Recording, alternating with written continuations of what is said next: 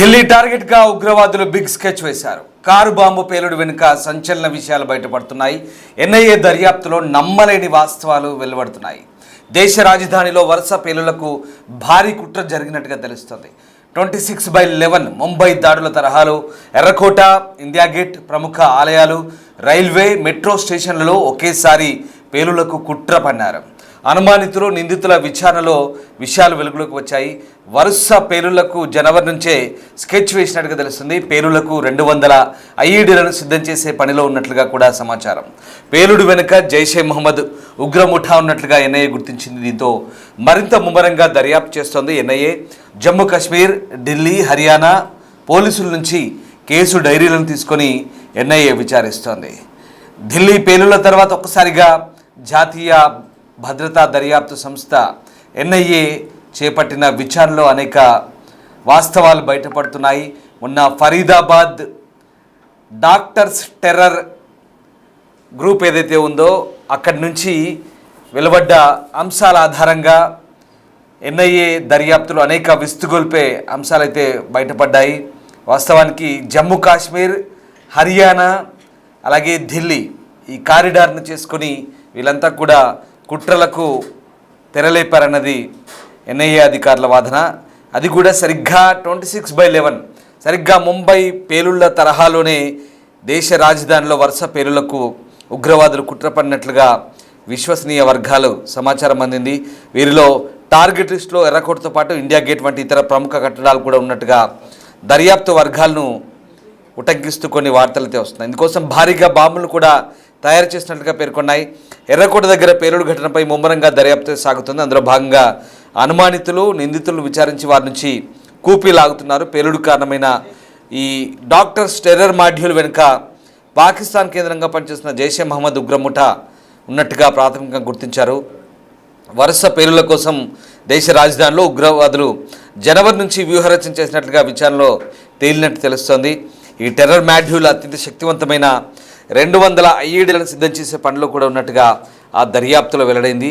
ఎర్రకోట, India gate, constitution club, Gauri Shankar ఆలయం దాంతో సహా దేశవ్యాప్తంగా కొన్ని major railway station, shopping malls దగ్గర పేలుళ్లకు పాల్పడాలని వీరు కుట్ర పడినట్టుగా దర్యాప్తులో వెల్లడైంది. ఇక ఈ టెర్రర్ మాడ్యూల్పై ఇటీవల Jammu Kashmir, Haryana, UP central agencies జాయింట్గా నిర్వహించిన ఆపరేషన్లో అమ్మోనియం నైట్రేట్, పొటాషియం నైట్రేట్ సహా సల్ఫర్తో కూడిన 2900 కిలోల పేలుడు పదార్థాలను స్వాధీనం చేసుకున్నారు. ఇక ఢిల్లీలో పేలుడు జరిగిన ప్రాంతం నుంచి 40 నమూనాలను ఫోరెన్సిక్ అధికారులు సేకరించారు. ఇందులో కూడా అమ్మోనియం నైట్రేట్ ఆనవాళ్ళతో కూడిన అత్యంత శక్తివంతమైన మరొక పేలుడు పదార్థం కూడా ఉన్నట్లుగా అనుమానిస్తున్నారు. ఢిల్లీ పేలుడు కేసును ఎన్ఐఏ దర్యాప్తు చేస్తుంది. ఇందుకోసం 10 మంది స్పెషల్ టీంతో ఒక బృందం అయితే ప్రస్తుతానికైతే తీవ్రంగా శ్రమిస్తోంది. జమ్మూ కాశ్మీర్, ఢిల్లీ, హర్యానా పోలీస్ నుంచి ఆ కేసు డైరీలను తీసుకొని అన్ని కోణాల్లో దర్యాప్తు చేస్తున్నారు. నిందితుల కార్యకలాపాలు, వారికి అందిన ఆర్థిక సహకారం గురించి ఆరా తీస్తున్నారు. బుధవారం సాయంత్రం ఇంటెలిజెన్స్ బ్యూరో చీఫ్తో ఎన్ఐఏ డీజీ కీలక భేటీ కూడా నిర్వహిస్తున్నారు. సో మొత్తం మీద 200 పేలుళ్లకు దేశవ్యాప్తంగా ఈ దుర్మార్గులు కుట్రపడినారనేది జాతీయ దర్యాప్తు సంస్థ విచారణలో వెల్లడైన విస్తుగొల్పే అంశాలు. ఇవన్నీ కూడా 26/11 ముంబై దాడులు ఏ రకంగా జరిగాయో ఆ రకంగా దేశ రాజధాని ఢిల్లీలో పేలుళ్లకు వరుస పేలుళ్లకు కుట్రపడినట్టుగా తెలిసింది. మొన్న జరిగిన ఎర్రకోట పేలుల్లో దాదాపు 13 మంది మరణించారు, అనేక మంది గాయపడ్డారు. వీళ్ళందరూ కూడా ఈ పేలుళ్లకు పాల్పడ్డ ఆ ముగ్గురు దాదాపుగా ఆ కారులో ఉన్నట్టుగా తెలిసింది. ఆ ముగ్గురులో డాక్టర్ ఉమర్ ఎవడైతే ఉన్నాడో పేలుడు సమయంలో I-20 వాహనాన్ని నడిపిన ఆ డాక్టర్ ఉమర్ ఎవడైతే ఉన్నాడో 10 రోజుల ముందు ఆ కారు కొనుగోలు చేసి అండర్ గ్రౌండ్ వెళ్ళినట్టుగా తెలుస్తోంది. సో దేశ రాజధాని ఢిల్లీలోని లాల్ కిలా సమీపంలో జరిగిన I-20 కారును ఆ డాక్టర్ ఉమర్ నబీ అనేవాడు 10 రోజులకు ముందు కొనుగోలు చేసి అక్టోబర్ 29న కారును కొనుగోలు చేసి వెంటనే పొల్యూషన్ సర్టిఫికేట్ తీసుకున్నాడు, కాలుష్య నియంత్రణ ధృవపత్రం తీసుకున్నాడు. ఆ తర్వాత అండర్ గ్రౌండ్ వెళ్ళిపోయిన తెలిసింది. కారు ఎక్కడుందో ఖచ్చితంగా అయితే తెలియదు. కానీ ఈ కారు పేలుడుకు ముందు 10 రోజులుగా అల్ ఫలా యూనివర్సిటీ దగ్గర ఉన్నట్లు సామాజిక మాధ్యమాల్లో ప్రచారం జరుగుతున్నప్పటికీ కూడా పోలీసులు మాత్రం అక్కడ లేరని చెప్తున్నారు. మరి ఎక్కడికి వెళ్ళాడు, ఈ 10 రోజులు ఏం చేశాడు, ఇదే ఇప్పుడు అంత చిక్కని ప్రశ్న. ఈ పొల్యూషన్ సర్టిఫికేట్ తీసుకున్న టైంలో అయితే 3 వ్యక్తులు కారు నుంచి బయటకు వచ్చారు. వారు ఎవరనే కోణంలో పోలీసులు ఆరా తీస్తున్నారు. మరోవైపు కొన్ని రోజులుగా పోలీసులు తన సహచరులను వరుసగా అరెస్టు చేయడం, దీంతో టెన్షన్కు గురై ఆందోళనకు గురైన ఈ ఉమర్ నబీ నవంబర్ 10న కారును తీసుకెళ్లి ఢిల్లీ వైపు వెళ్ళినట్లు తెలుస్తోంది. సో ఉమర్ నబీ కారును కొనుగోలు చేసినప్పటికీ యజమానిగా సల్మాన్ పేరుంది. దీంతో పోలీసులు గురుగ్రామ్లో అతను అదుపులోకి తీసుకున్నారు. 2014 మార్చిలో సల్మాన్ పేరిట కారు కొన్నారు. ఆ తర్వాత కారు దేవేంద్ర అనే వ్యక్తికి అమ్మేశాడు. ఆ తర్వాత సోను అనే వ్యక్తికి వెళ్ళింది. తర్వాత పుల్వామాకు చెందిన తారిక్ దగ్గర చేరింది. ఇట్లా చాలామంది చేతులు మారింది. తర్వాత ఆ యాజమాన్య బదిలీకి సంబంధించిన ఎలాంటి రిజిస్ట్రేషన్ కూడా లేదు. కేవలం ఓనర్లు మారారు తప్ప రిజిస్ట్రేషన్లు ఎవరూ చేయించుకోలేదు. ఇక దీంతో నకిలీ పత్రాలతో కొనుగోలు ఈ అమ్మకాలు కొనుగోలు జరిగినట్టుగా నిర్ధారణ అయింది. సో మొత్తం మీద ఈ డాక్టర్స్ టెర్రర్ మాడ్యూల్ ఏదైతే ఉందో వీళ్ళంతా కూడా చాలా పెద్ద స్కెచ్ వేశారు. ఇదంతా కూడా చాలా పెద్ద నెట్వర్క్గా తెలుస్తోంది. ఎందుకంటే డాక్టర్లు అంటే ఎవరికి అనుమానం రాదని బహుశా ఈ టెర్రరిస్టులు తమ పంథా మార్చినట్టుగా అర్థమవుతుంది. ఎందుకంటే వేరు రూపాల్లో టెర్రరిజం అనేది ఎప్పుడు ఎలాగైనా అంటే వాళ్ళ ఏకైక ఎజెండా విధ్వంసమైనప్పుడు అది ఏ రూపంలో అయినా చేయొచ్చు. ఆఖరికి పవిత్రమైన వైద్య వృత్తిని కూడా వదలలేదు. వైద్యుల్నే టార్గెట్ చేసుకున్నారు. అల్ ఫలా యూనివర్సిటీ అనేది ఫరీదాబాద్లో ఇదొక టెర్రరిస్ట్ హబ్గా మారిందనే విమర్శలు కూడా ఉన్నాయి. ఆ అల్ ఫలా యూనివర్సిటీలో ఉన్నటువంటి ఎవరైతే ఉన్నాడో ముజమ్మిల్ కావచ్చు, ఆదిల్ కావచ్చు, ఈ నబీ ఎవరైతే ఉన్నాడో వీళ్ళంతా, ఈ ఒక లేడీ డాక్టర్, వీళ్ళంతా కూడా అక్కడి నుంచే, ఈ గ్యాంగ్ అంతా అక్కడి నుంచే. వీళ్ళందరూ కూడా ఎక్కడి నుంచి అంటే జమ్మూ కాశ్మీర్, ఢిల్లీ, హర్యానా, యూపీ ఇదంతా ఒక కారిడార్గా పెట్టుకున్నారు. ఇక్కడి నుంచి ఒక్కొక్క అరెస్టు చేసుకుంటూ వస్తుంటే కాశ్మీర్ నుంచి ఫరీదాబాద్ వరకు, ఢిల్లీ వరకు కూడా వరుసగా వీళ్ళ దగ్గర 100 కిలోల ఎక్స్ప్లోజివ్స్, అమ్మోనియం నైట్రేట్, తర్వాత సల్ఫేట్, ఇట్లాంటి రకరకాల పేలుడు పదార్థాలు, ఇంకా కొత్త రకమైన పేలుడు పదార్థాలు కూడా దొరికినట్టు తెలిసింది. ఎక్కడి నుంచి వచ్చాయి, వీళ్ళందరికీ ఎట్లా సమకూర్చుకున్నారు అనేది ఇప్పుడు ఒక అంతు చిక్కని ప్రశ్న. పాకిస్తాన్ నుంచి వీళ్ళందరికీ కూడా జైషే మహమ్మద్ నుంచి గైడ్లైన్స్ వస్తుంది. జైషే మహమ్మద్ నుంచి గైడ్ చేస్తున్నారు. ఈ టెర్రర్ మాడ్యూల్కు, ఈ సోకాల్ డాక్టర్స్ టెర్రర్ మాడ్యూల్కి ఎక్కడి నుంచి వస్తున్నాయి ఆదేశాలంటే తుర్కీ నుంచి వస్తున్నాయి, టర్కీ నుంచి వస్తున్నాయి. టర్కీలో వ్యూహరచన చేస్తున్నారు. ఈ జైషే హ్యాండ్లర్స్ ఎవరైతే ఉంటారో, జైషే టెర్రరిస్టులు ఎవరైతే ఉంటారో తుర్కీలో అంటే టర్కీలో మకాం వేసి, టర్కీలో వ్యూహరచన చేసి, టర్కీ నుంచి జమ్మూ కాశ్మీర్ వయా అట్నుంచి ఢిల్లీ, హర్యానా, యూపీ, ఇంకా బెంగళూరు, బీహార్, ముంబై, హైదరాబాద్ ఇలా రకరకాల మేజర్ సిటీస్లో దేశవ్యాప్తంగా పేలుళ్ళు జరపాలి, విధ్వంసం చేయాలి. ఇదే వీళ్ళ ఏకైక ఎజెండా. ఫండింగ్ అంతా ఎక్కడి నుంచి వస్తుంది? టర్కీ నుంచి వస్తుంది, తుర్కీ నుంచి వస్తుంది. ఇది ఈ కేవలం భారత్లోనే కాదు, బంగ్లాదేశ్లో కూడా ఈ జమాతుల్ అనే కార్యాలయానికి టర్కీ నుంచే ఫండింగ్ వస్తుంది. అంతేకాదు మొన్న ఆపరేషన్ సింధూర్లో మనపైన పోరాటానికి కూడా టర్కీ వాళ్ళే డ్రోన్లు ఇచ్చారు, టర్కీ వాళ్ళే కొన్ని మిసైల్స్ కూడా ఇచ్చారు చిన్నపాటి. కేవలం యుద్ధ సామాగ్రిని సమకూర్చడమే కాదు, అక్కడ నుంచి టెక్నీషియన్లు కూడా వచ్చి డ్రోన్లు మన మీదకి ఎగరేశారు, యుద్ధంలో ప్రత్యక్షంగా పాల్గొన్నారు టర్కీకి చెందిన దుర్మార్గులు. ఏమైనంటే ఇస్లామిక్ బ్రదర్హుడ్ పేరుతో పాకిస్తాన్ సహకరిస్తామంటారు. పాకిస్తాన్ చేసే దురాగతాలకు, అరాచకాలకు వంతపాడుతూ టర్కీ ఒక ద్రోహిగా మిగులుతోంది. దీనంతరికి కూడా టర్కీలో వ్యూహరచన చేస్తే ఢిల్లీలో పాచికలు వేద్దామని వీళ్ళ ప్లాన్. ఇది చాలా పెద్ద స్కెచ్. ఈ స్కెచ్ ఎంతలా ఉందంటే దాదాపు 200 పేలుడు పదార్థాలను, 200 ఐఈడి పేలుడు పదార్థాలను తయారు చేసి దాన్నంతటినీ కూడా 26/11 ముంబై అటాక్స్ ఎలా అయినాయో, సిఎస్టీ అలాగే తాజ్, ఇంకా ముంబైలోని చాలా ప్రాంతాల్లో ఎలా అటాక్స్ అయినా వరుసగా కరాచీ నుంచి సముద్ర మార్గం ద్వారా వచ్చి వరుసగా ఎలా చంపుకుంటూ వెళ్ళారో దాదాపు 167 మందికి పైగా, 200 మందికి పైగానే అంటారు. సో వీళ్ళందరినీ ఎలా చంపారో అలాగే ఢిల్లీలో కూడా ఎర్రకోట, ఇండియా గేట్, అలాగే చాలా గోపురాలు, గుళ్ళు ఉన్నాయి. ఢిల్లీలో చాలా మార్కెట్లు ఉన్నాయి.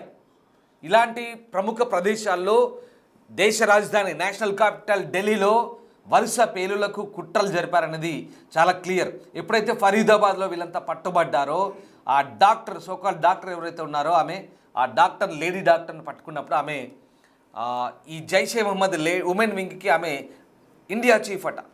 సో ఆమె ద్వారా మొత్తం వ్యవహారాలన్నీ బయటకు వచ్చాయి, రకరకాల అంశాలు బయటపడ్డాయి.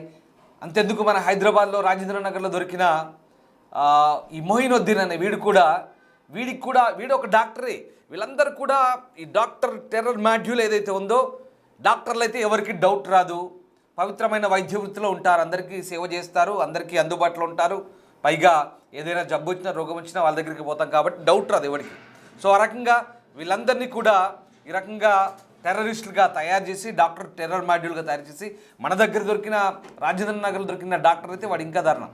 వాడు కంప్లీట్గా ఆముదం వ్యర్థాలు ఏదైతే ఉంటాయో దాని నుంచి రైజిన్ తయారు చేసి ఆ విష పదార్థాలను ప్రసాదాల్లో, అలాగే ఫుడ్ కోర్ట్లలో, ఆహార పదార్థాల్లో, గుళ్ళు గోపురాల దగ్గర, మార్కెట్ల దగ్గర దాన్ని స్ప్రెడ్ చేసి జనాల్ని చంపుదామని ప్లాన్.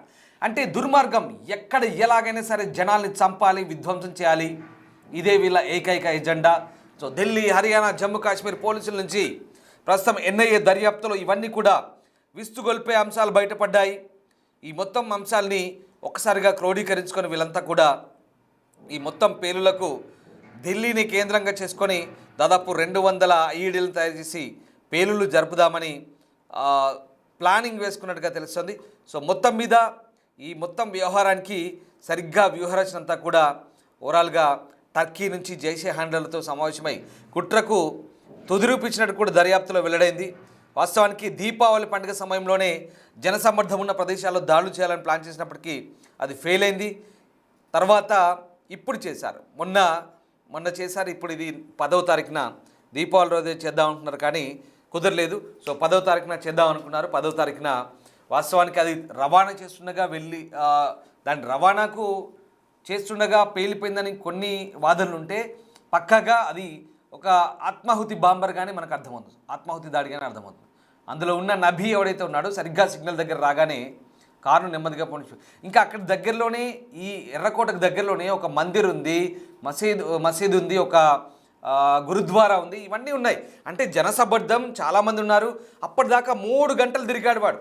ఎక్కడెక్కడి నుంచి పొల్యూషన్ చెక్ అయిన కాంచి ఎప్పుడైతే హర్యానా నుంచి ఢిల్లీ బార్డర్లో, ఢిల్లీ ఎన్సీఆర్ నేషనల్ క్యాపిటల్ రీజియన్లోకి అడుగు పెట్టాడో అలా ఒక రౌండ్ కొట్టాడు, రౌండ్ ది క్లాక్. ఇలా కుడి చేయి నుంచి ఎడమ చేయి వైపు ఇలా ఒక రౌండ్ ది క్లాక్ వచ్చి సరిగ్గా సెంట్రల్ సిటీ ఆఫ్ ఢిల్లీ, దేశ రాజధాని మధ్యలో లాల్ కిలా వైపు వచ్చాడు. ఫరీదాబాద్ నుంచి ఇలా హర్యానా గురుగాం నుంచి ఇలా మధ్యలోకి వచ్చి ఈ 3 గంటల పాటు అక్కడక్కడ తచ్చాడి సరిగ్గా జనసమ్మర్దం. సాయంత్రం ఎప్పుడు జనాలు ఎక్కువ ఉంటారు, జనాలు ఎక్కువ ఏ టైంలో ఆ ప్రాంతంలో జన సమర్థం ఉంటుంది, ఇది అదును చూసి సరిగ్గా సాయంత్రం 6:30 ప్రాంతంలో ఈ పేలులు సంభవించాయి. ఇంకా కాస్త ముందెళ్ళుంటుంది, ఇంకా చాలా దారుణంగా ఉండుండేది. సో 13 మంది చనిపోయారు. మొత్తం 40 శాంపిల్స్ ఫోరెన్సిక్స్ ల్యాబ్ వాళ్ళు సేకరించినప్పుడు చాలా విస్తుగొల్పే అంశాలు బయటపడ్డాయి. సో ఇదంతా కూడా ఈ డాక్టర్ టెర్రర్ మాడ్యూల్ చేసిన వ్యూహరచన కానీ తెలుస్తుంది. దీనంతటికీ పాకిస్తాన్ జైషే మహమ్మద్ స్పాన్సర్డ్ టెర్రరిజమే, ఇదే ఇప్పుడున్న ఆధారం. పక్కాగా ఆధారాలు దొరుకుతున్నాయి, ఇన్పుట్స్ దొరుకుతున్నాయి, ఇంటెలిజెంట్ ఇన్పుట్స్. ఐబీ, అలాగే Delhi, Haryana anti terrorist squad police, అలాగే Jammu and Kashmir police, NIA వీళ్ళంతా కూడా దర్యాప్తు చేస్తున్నారు. వరుసగా వీళ్ళ దర్యాప్తులో జాయింట్ ఇన్వెస్టిగేషన్ కొనసాగుతుంది. వీళ్ళ అందరి దర్యాప్తులో కూడా ఇప్పుడు ఇవే అంశాలు బయటపడుతున్నాయి. భారత్ ఇప్పుడు ఏ రకమైనటువంటి ఉగ్ర మూలాలు, లింకులకు సంబంధించిన ఆధారాలు దొరికిన ప్రతి ఉగ్ర చర్యని యుద్ధ చర్యగా భావిస్తామని చెప్పినప్పటికీ కూడా ఈసారి ఆపరేషన్ సింధూర్ 2.0 ఉంటుందని మనం ముందస్తుగానే హెచ్చరించాం. అటు పాకిస్తాన్ మాత్రం పిచ్చి ప్రేలాపనలు పేలుతోంది. ఇది జరిగిన తెల్లారి ఇస్లామాబాద్లో బాంబు పేలుడు జరిగితే అది ఆఫ్ఘనిస్తాన్ చేసింది, భారత్ సహాయంతో ఇస్లామాబాద్లో పేలుడు చేసింది. పైగా ఢిల్లీలో జరిగింది సిలిండర్ పేలుడంట. అక్కడి నేతలు చెప్తారు, పాకిస్తాన్ వాళ్ళు చెప్తారు, ఏదో చిన్న సిలిండర్ కారులో సిలిండర్ మోసుకొని పోతుంటే పేలింది, 13 మంది చచ్చిపోయారు, అక్కడ బాంబు కాదు, జైషే మహమ్మద్ కాదు, పాకిస్తాన్కు సంబంధం లేదంటే వాళ్ళు క్లెయిమ్ చేసుకుంటున్నారు. సో ఇది పరిస్థితి. మొత్తం మీద విస్తుగొల్పే అంశాలు బయటపడ్డాయి. ఇంకా ఎన్ఐఏ, నేషనల్ ఇన్వెస్టిగేషన్ ఏజెన్సీ, జాతీయ దర్యాప్తు సంస్థ ఎన్ఐఏ మాత్రం ఇంకా అనేక కోణాల్లో లోతుగా దర్యాప్తు చేస్తుంది. పూర్తి స్థాయి పక్కా ఆధారాలు దొరికితే పాకిస్తాన్కు ఉంది ముసళ్ళ పండుగ. మళ్ళీ చెప్తున్నాను, ముందుంది ముసళ్ళ పండుగ పాకిస్తాన్కి. రావు